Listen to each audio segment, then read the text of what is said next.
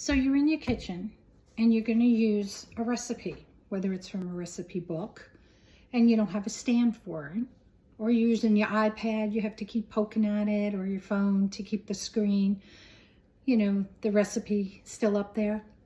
So I have an easy solution for you. You can take a hanger, pants hanger. You can do your recipes so they hang straight down like this. Or if you want to write your recipe vertically, or horizontally, I should say. And you can use the hangers that have, you know, the little slide hooks on them. You can hang your recipe like this. I like to hang mine up like this, you know.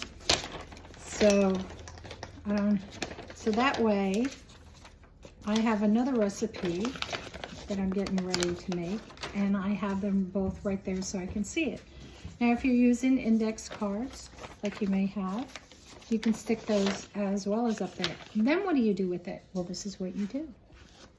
You take it and you hang it on your door handle, just like that. Easy peasy.